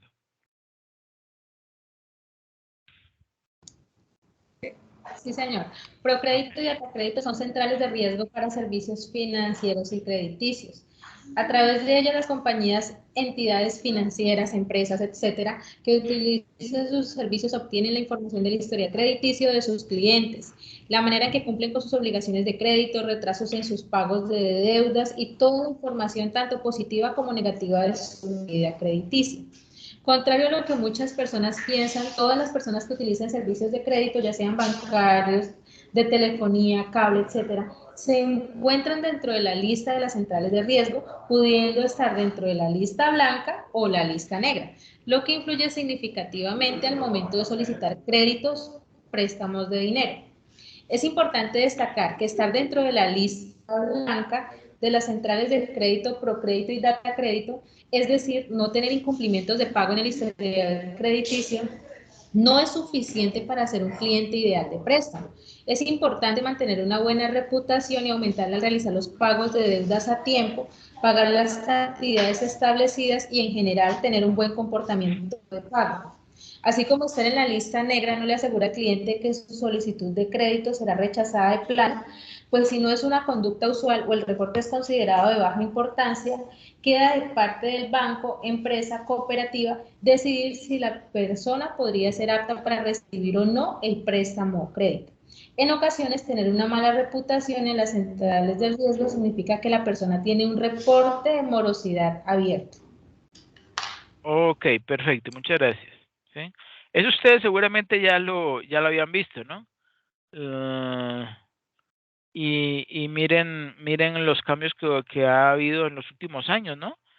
Por ejemplo, TransUnion antes no se encontraba dentro de esta lista de centrales de riesgo, ¿cierto? Y Datacrédito, bueno, miren, Datacrédito pasó ahora a manos de Experian, que es una empresa multinacional, ¿sí? Que se encuentra en el mercado canadiense y norteamericano, ¿sí? Estadounidense. Y ellos, por ejemplo, en el mercado americano, ellos otorgan un puntaje. Ellos otorgan un puntaje para, pues, poder comparar, digamos, la experiencia de sus diferentes clientes, ¿sí? Sean empresas o sean personas naturales. Y dependiendo de ese puntaje, entonces les cobran una mayor o menor tasa de interés cuando les prestan dinero. ¿Okay? Pero ahí es donde entra eso de la nueva ley de borrón y cuenta nueva, ¿no? Pero eso es para los morosos, sí, obvio. Sí. Para los morosos, sí. Pero, por ejemplo, aquí, en este que estamos hablando, y que pues uno tenga clientes y que son morosos, sí, o sea, ahí eso no afecta de pronto, pues que uno se ponga a prestarles, a darles crédito y que sean morosos y que uno se confíe del datacrédito. ¿O no? Eso no tiene... Digamos, esto sirve como un patrón, ¿no? Esto sirve como un patrón para poder tomar la decisión de si de ofrecerle crédito o no a sus clientes, ¿no?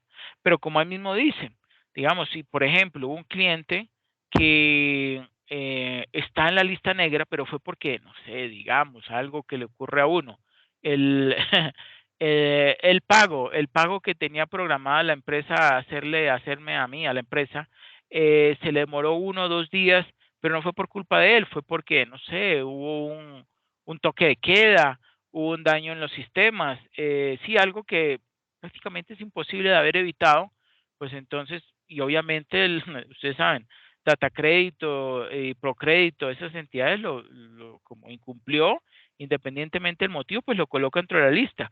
Pero yo a la hora de analizarlo y de ver esa razón, y posiblemente yo le pido una explicación al cliente y obviamente lo constato, pues entonces yo digo, no, pues aunque usted esté en la lista negra, ¿sí? Pero yo veo su anterior historial crediticio que ha sido todo pues a tiempo, en forma completa los pagos, etcétera, etcétera.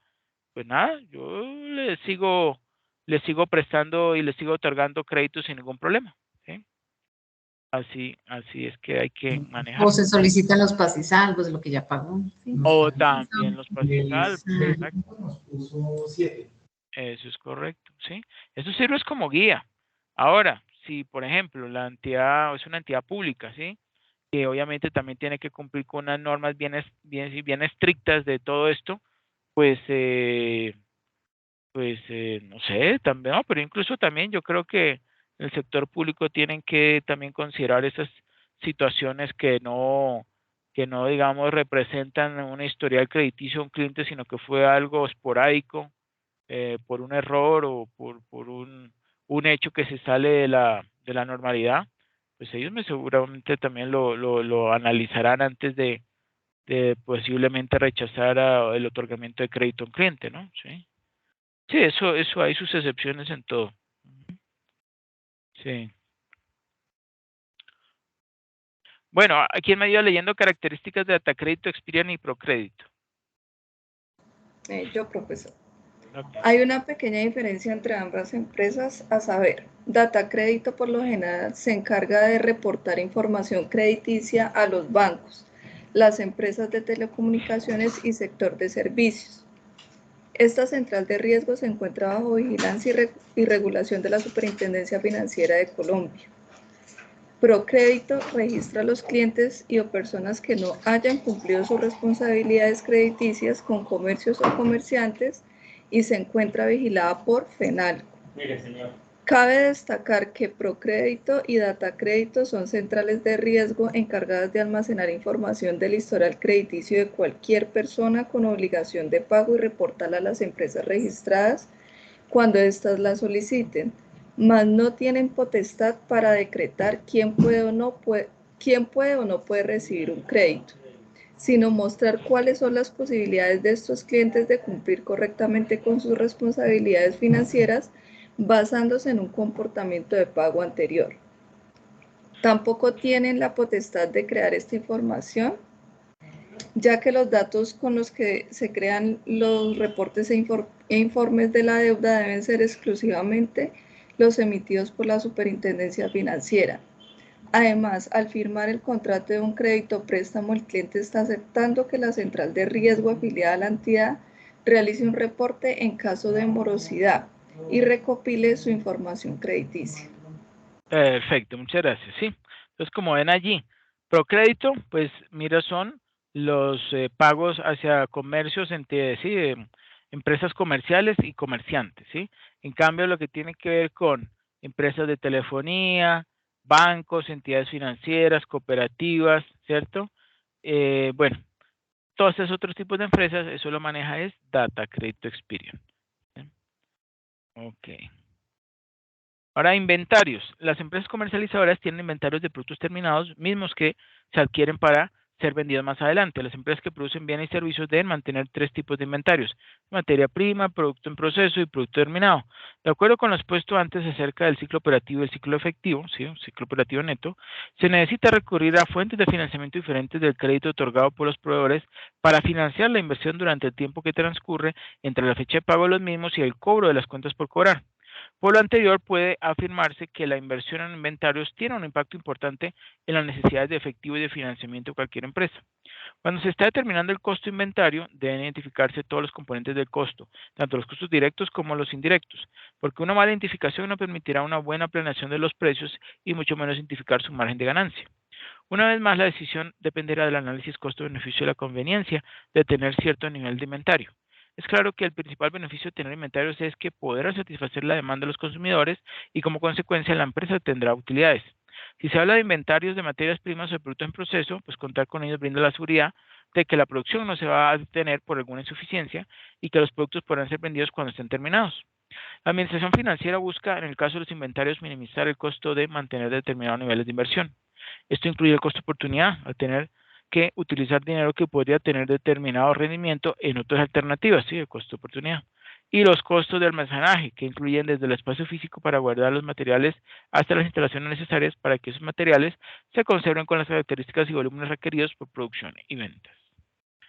Inventarios y cantidad económica de pedido. No disponer de inventarios a tiempo también genera costos, como el de no poder hacer frente a un pedido urgente, ¿sí? Como un sobreprecio, o el de tener que parar la producción para volver a iniciarla más tarde. Por lo tanto, debe buscarse el nivel de inventarios que minimice el costo total. Existe gran variedad de técnicas o herramientas que facilitan el control y manejo de los inventarios y tienen el objetivo de lograr la reducción de los costos. Estas técnicas van desde modelos muy simples hasta programas altamente sofisticados y complejos que son parte importante de la administración de la producción y las operaciones. En el campo de la administración financiera, el énfasis que se hace al evaluar la conveniencia de invertir en inventarios tiene que ver con el impacto de su implantación en los costos totales para la empresa.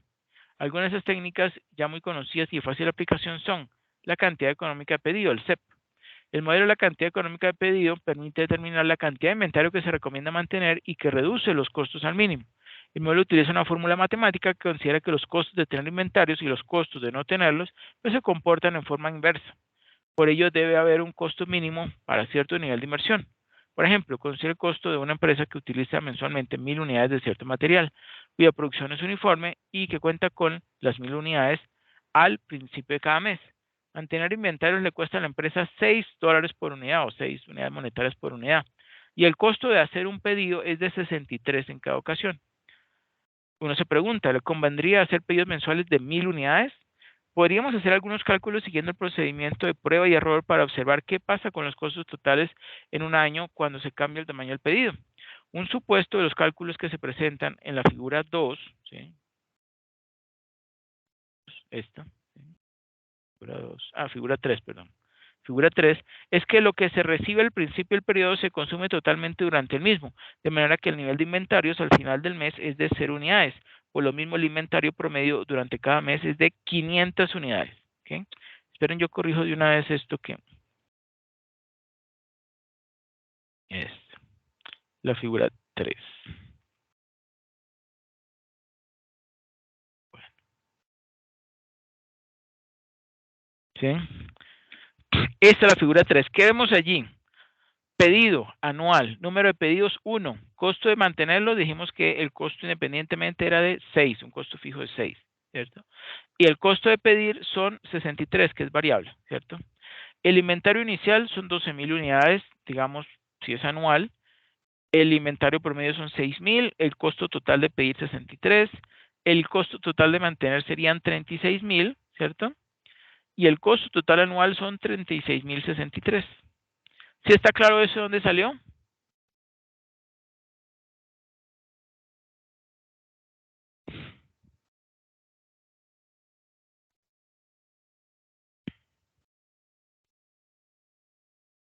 ¿Sí me escuchan?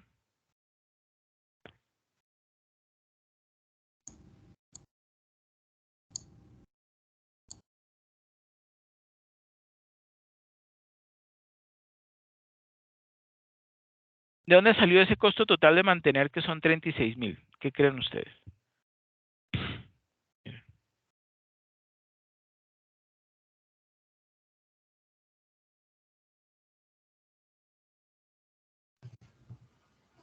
Es de las 1000 unidades que se hizo de pedido.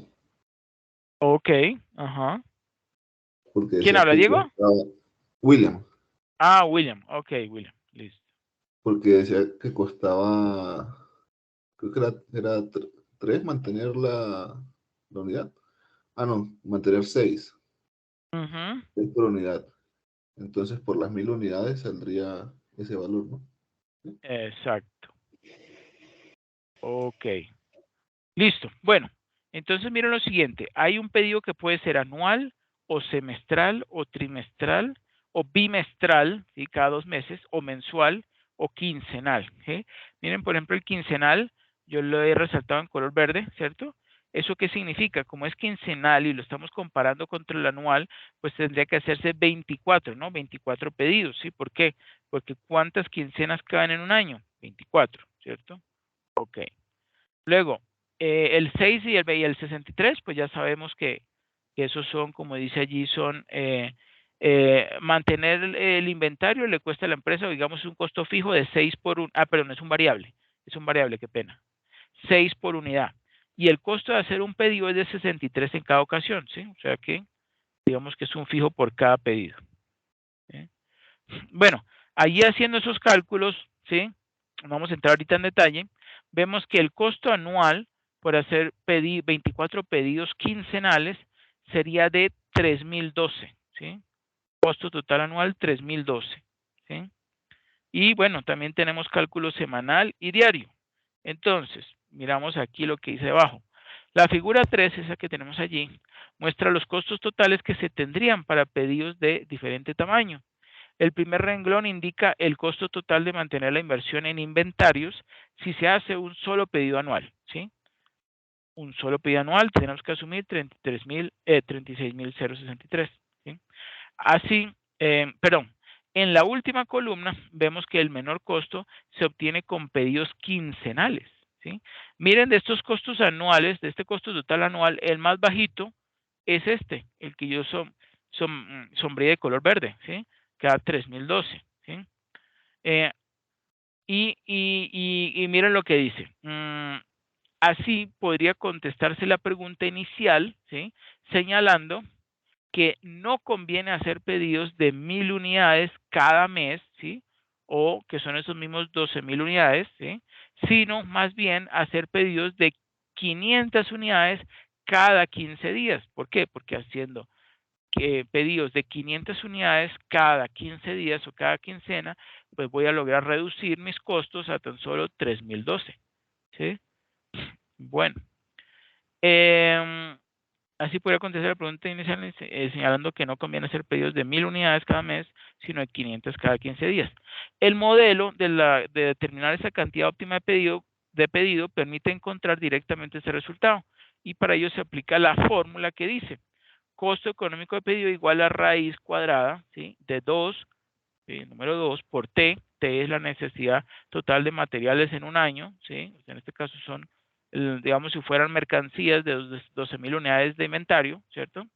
Multiplicado por CP, que es el costo, ¿no? El costo de hacer el pedido, que en este caso es de 63, dividido entre CM, que es el costo de mantener el inventario, que como dije anteriormente es de 6 dólares por unidad, ¿sí? Entonces, aplicando esa fórmula, ¿cierto? Podemos ver allí que nos da un resultado de 502 unidades. Bueno, ¿y por qué no nos da 500? Pues por los decimales. El resultado dice que la cantidad a pedir es de 502 unidades. Esta cifra es equivalente a la obtenida en la figura 3.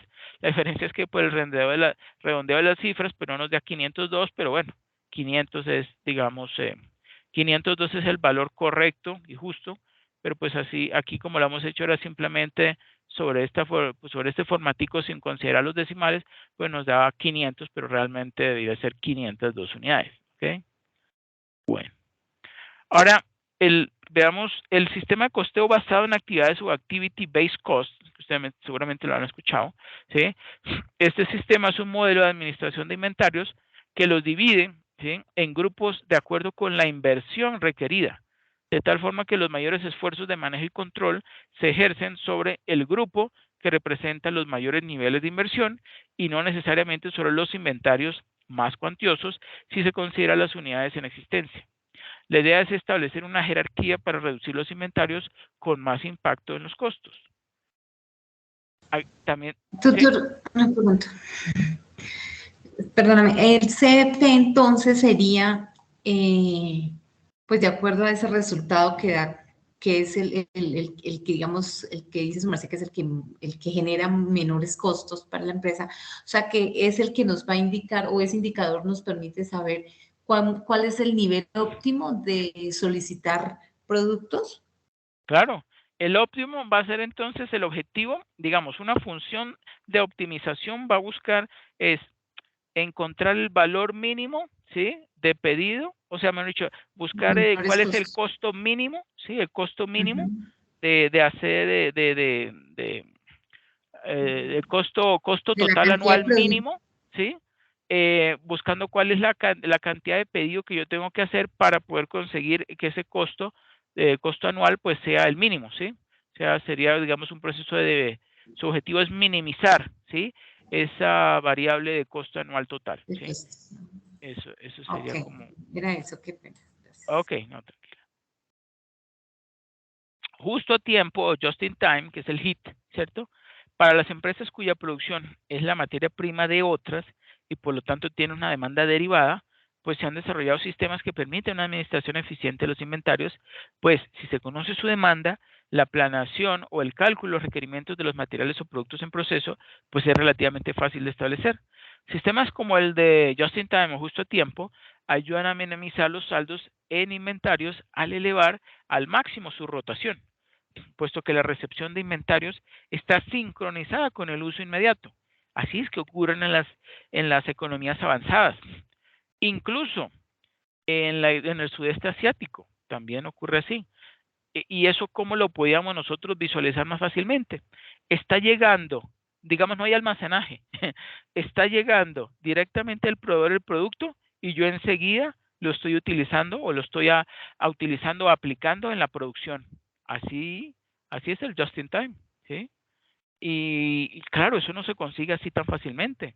Tiene que haber unas carreteras que lo permitan, tiene que haber una posibilidad, digamos, una certeza de que, por ejemplo, los camiones que salen a tal hora van a llegar a tal hora, no va a haber ese poco de incertidumbres como hay aquí en Colombia y en Latinoamérica, de que hay paro, de que cerraron las vías, eh, camionero, paro de camioneros, todo ese tipo de cuestiones, pues, como quien dice, dificultan o hacen casi imposible el poder cumplir, por ejemplo, con este just in time, al menos sí, en la parte de producción, ¿sí? Entonces, pues, todo este tipo de técnicas, muchas veces, esto hace años que lo están, que lo crearon, que lo están aplicando, y pues nosotros las economías en desarrollo, lamentablemente, lo tenemos ahí escrito en papel, pero a la hora de aplicarlo, pues solamente unas pocas son los que tienen la posibilidad de hacerlo, otras empresas no. Y obviamente eso depende de la región en que estén ubicados, como dije anteriormente, de la situación del país, ¿cierto? O sea, hay muchísimas variables que nos dificultan el poder implementar ese tipo de herramientas o de sistemas, ¿sí? De costeo, como por ejemplo este Just in Time, ¿sí? No sé si alguno de ustedes quisiera compartir algo relacionado con esto o que haya escuchado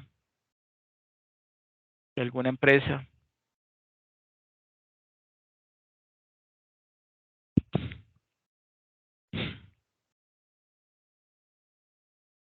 ¿No?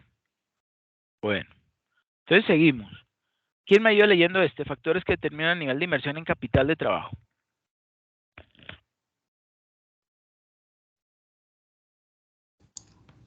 Básicamente son dos los factores que determinan el nivel de capital de trabajo que en proporción a sus ventas una empresa mantiene. Ellos son la gestión gerencial y el grado de rivalidad del sector. Una desastrosa gestión gerencial asociada con el mantenimiento innecesario de altos niveles de cuentas por cobrar e inventarios puede hacer que la caja de la empresa colapse cuando los déficits que produce esta situación ya no pueden ser cubiertos con financiación bancaria y de proveedores. Por otro lado, cuando la rivalidad en un sector de la actividad económica es muy intensa, ello tiende a incrementar los días de cuentas por cobrar e inventarios, estoy leyendo bien, sí, que las empresas Sí. expuestas a dicha rivalidad deben mantener. Considere fuese el caso de una empresa que por sus características de operación asociadas con el grado de rivalidad del sector debe conceder 90 días de plazo en sus ventas y mantener 30 días de inventario. El margen bruto de la empresa es del 40%. Si las ventas del año 1 fueron 1.000 millones, sería de esperar que al final de dicho año el valor de las cuentas por cobrar y los inventarios fuera el que se detalla a continuación. Ventas equivalentes para el año 1 a 1.000 millones, cuentas por cobrar a 90 días, 250 millones, inventario 30 días, 50 millones, que equivale a 300 millones. Los 250 millones de cuentas por cobrar se obtienen aplicando una elemental regla de 3 simple. Si las ventas de 360 días representan 1.000 millones, las de 90 días, ¿cuánto representará? Dado que el inventario se valora al costo y teniendo en cuenta que el costo de ventas es el 60%, ya que el margen bruto es del 40%, el planteamiento que permite llegar al valor de 50 millones sería: si el costo de ventas de 360 días representa 600 millones, el de 30 días, ¿cuánto representará? Al valor que resulta de sumar las cuentas por cobrar y los inventarios se le denomina capital de trabajo operativo. Pues, en estricto sentido, lo que una empresa requiere para operar está representado por el dinero necesario para financiar sus ventas por cobrar y sus inventarios. Perfecto, muchas gracias. Ok. Entonces, continuamos. Para el segundo año, las ventas crecen al 20% al pasar a 1.200 millones. Si se mantuvieron los días de cuentas por cobrar inventarios, pues lo mismo que margen bruto, el valor de esas dos cuentas en el balance general de final de año debería ser el siguiente. Entonces, las ventas pasan de 1.000 a 1.200 millones, un crecimiento del 20%. Las cuentas por cobrar 90 días pasan de 250 millones a 300 millones, ¿cierto? O sea, que vemos allí una cuarta parte, ¿no? 90, 360 es la cuarta parte. Bueno, y el inventario de 30 días, pues son 600 dividido entre 12 da 50 millones para el año 1, ¿sí? Y 720 era, ¿sí?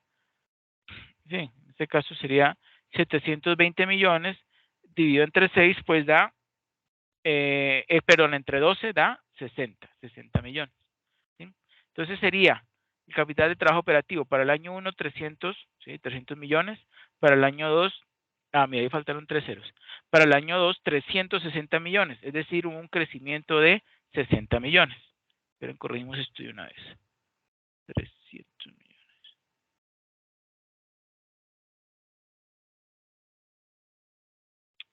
Eso.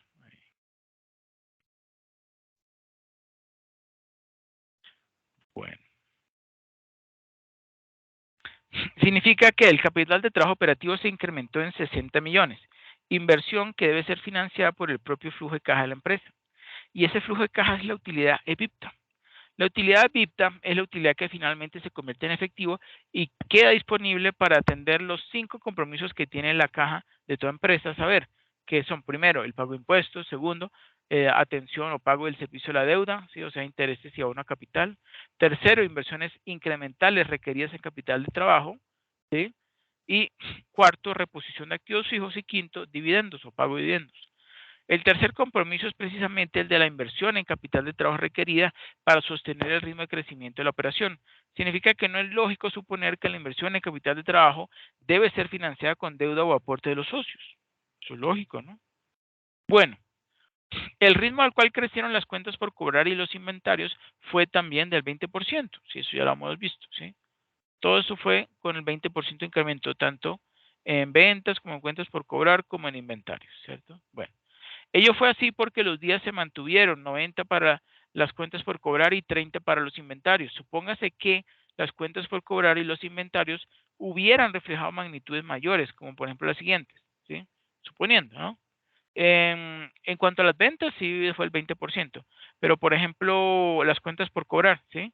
Ahí en el segundo año, ¿sí? Pasó de 250 a 335 millones, es decir, hubo un crecimiento del 34% en lugar del 20%. Y el inventario, ¿sí? Pasó de 50 a 65 millones en lugar de 60, como había ocurrido, ¿sí? Anteriormente. ¿Sí? Eso significa que hubo un crecimiento del 30%, ¿sí? Y el capital de trabajo operativo, ¿sí? Por ende, pues también tuvo un incremento superior al anterior que había tenido al pasar de 300 a 360, o sea, un 20%. En este caso pasó de 300 a 400, ¿cierto? A 400 millones, es decir, un 33%, ¿cierto? Un 33% de crecimiento, que son 100 millones. Hubiera significado que la empresa estaría acumulando lo que se denominan fondos ociosos o improductivos. Pues, si en cuentas por cobrar solamente debieron quedar 300 millones, ¿cierto? Pues los 35 en exceso están ocasionando un costo de oportunidad a la empresa, pues bien pudieron haberse destinado para reducir deuda financiera o mayor reparto de dividendos a los accionistas. El mismo análisis se aplica para el exceso de inventarios de 5 millones. De este análisis se aprende una importante lección gerencial. Hay que impedir que las cuentas por cobrar y los inventarios crezcan en mayor proporción que las ventas. Hay que impedir que los costos y gastos efectivos, ¿sí?, las cuentas por cobrar, los inventarios y las cuentas por pagar a proveedores de bienes y servicios crezcan en mayor proporción que las ventas. ¿Ok? Bueno, y 4 razones por las que su empresa podría requerir capital de trabajo adicional. Primero, pues las diferentes estaciones o diferencias estacionales en el flujo de efectivo son típicas de muchas empresas que pueden necesitar capital adicional para prepararse para una temporada alta o para mantener la empresa en funcionamiento cuando ingresa menos dinero. Segundo, casi todas las empresas tendrán momentos en los que se necesita capital de trabajo adicional para financiar las obligaciones con los proveedores, los empleados y el gobierno mientras esperan los pagos de los clientes. Tercero, el capital de trabajo adicional puede ayudar a mejorar la empresa de otras formas, como por ejemplo permitiéndole aprovechar los descuentos de proveedores comprando al por mayor. Y cuarto, el capital de trabajo también se puede utilizar para pagar a los empleados temporales o para cubrir otros gastos relacionados con el proyecto. ¿Okay? Ahora veamos días de ventas pendientes o Days of Sales Outstanding. Los días de ventas pendientes, o sea, Days of Sales Outstanding, DSO, es el promedio de días que las cuentas por cobrar permanecen pendientes antes de ser cobradas. Se utiliza para determinar la eficacia de los esfuerzos de crédito y cobro de una empresa para permitir el crédito a los clientes, así como su capacidad para cobrarles. Cuando se mide a nivel de cliente individual, puede indicar cuando un cliente tiene problemas de flujo de caja, ya que el cliente intentará estirar la cantidad de tiempo antes de pagar las facturas. La medición puede utilizarse internamente para vigilar el monto aproximado de efectivo invertido en las cuentas por cobrar. No existe un número absoluto de días de ventas pendientes que represente una gestión excelente o eficiente de las cuentas por cobrar, ya que la cifra varía considerablemente según el sector y las condiciones de pago subyacente. Por lo general, una cifra superior al 25%, ¿sí?, de las condiciones estándar permitidas puede representar una oportunidad de mejora. Por el contrario, una cifra de días de ventas pendientes que se aproxime mucho a las condiciones de pago concedidas probablemente, ¿sí?, o sea, el crédito que yo otorgo, pues indica que la política de crédito de una empresa es demasiado estricta. ¿Okay? La fórmula para calcular ese días de ventas pendientes es simplemente cuentas por cobrar dividido entre ingresos anuales, ¿sí?, multiplicado esa relación, ese porcentaje, multiplicado por número de días en el año. ¿Sí? Como ejemplo, el cálculo del Days of Sales Outstanding, DSO, si una empresa tiene un saldo promedio de cuentas por cobrar de $200,000 y ventas anuales de $1,200,000, pues entonces su cifra de DSO es simplemente, pues nada, dividir 200,000 entre 1,200,000 y multiplicar eso por 365 días, ¿sí? 200,000 entre 1,200,000, ¿cuánto da? Un sexto, ¿no? Un sexto, porque sí, le aplicamos ahí sexta parte, ¿sí? Un sexto. Y eso por 365 días. Como quien dice, 365 días entre 6 nos da 60,8 días de ventas pendientes. El cálculo indica que la empresa necesita, eso es casi 61 días, ¿no? 60,8 días para cobrar una factura típica o normal. ¿Ok? Días de ventas pendientes o Days of Sales Outstanding. Continúo, ¿no? Una forma efectiva de usar la medición de los días de ventas pendientes es seguirla en una línea de tendencia, mes a mes. Al hacerlo, se muestra cualquier cambio en la capacidad de la organización para cobrar a sus clientes.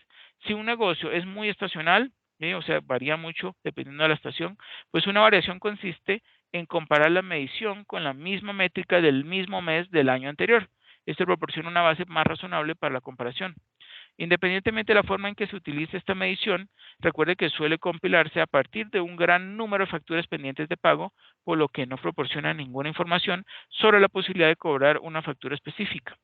Por lo tanto, debe complementarse con un examen continuo del informe de cuentas por cobrar antiguas y las notas de cobro del personal de cobranza.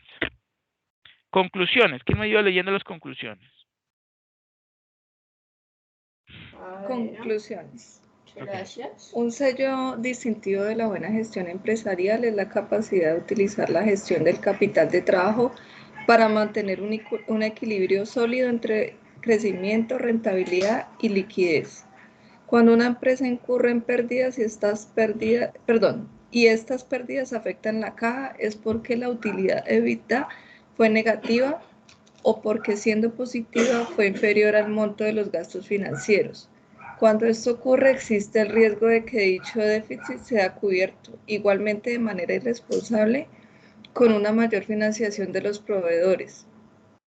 El DSO puede ser una medida útil para un adquiriente, pues busca empresas con cifras inusualmente altas de DOS con la intención de adquirir las empresas y luego mejorar sus actividades de crédito y cobranza. De esta manera pueden despojar a las empresas adquiridas de parte del capital de trabajo, reduciendo así el monto de costo de adquisición inicial. Ok, perfecto. Muchas gracias. Bueno, pues eso sería todo, ¿cierto? ¿Hay algo que necesite una mayor explicación, que no haya quedado claro, que necesitemos repasar? Ustedes me dirán.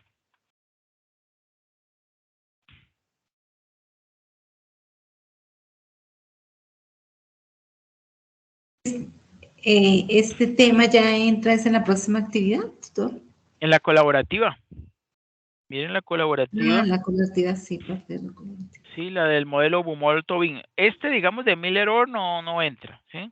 Pero igual yo se las explico a ustedes, pues, para que sepan que obviamente existe, cuándo es que aplica, ¿no? Cuando, digamos, digamos que son empresas donde no siguen como un esquema continuo, estable, ¿sí? De compra y venta de sus productos, es decir, donde es más fácil poder estimar ese nivel óptimo de efectivo a mantener en caja, ¿no?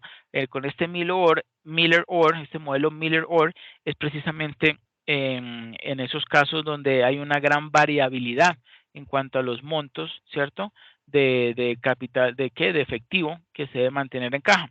¿Y cómo, sí? ¿Cómo es que manteniendo esas inversiones temporales, pues yo logro, sí? Logro hacer eso, ¿sí? Y cómo entonces, en un momento u otro, cuando llega a uno de los dos límites, el inferior o el superior, pues entonces hay una reacción y después de esa reacción, ¿sí? Ya sea vender títulos o comprar títulos, pues entonces vuelve nuevamente al H, que es el punto de retorno, ¿ok? Eso pues se los digo para que ustedes sepan, porque pues la idea es que todo esto ustedes lo manejen, aunque de todos modos dentro de la actividad pues les vamos a evaluar es el de Bumol-Tobin.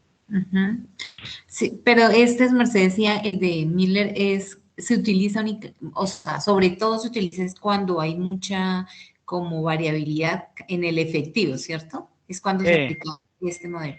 Exacto. Okay. Incluso puede ser, pero digamos que no tanto en Colombia, sino en las economías avanzadas, este modelo, dependiendo de la temporada, podría aplicarse, ¿sí?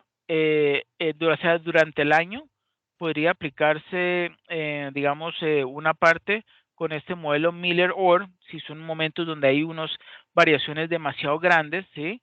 En ciertas estaciones y en otras estaciones continuar con el acostumbrado o el normal, mejor dicho, que es el de Bumol-Tobin, ¿cierto? Es decir, no son excluyentes, pueden incluso complementarse, ¿sí? A eso es que voy.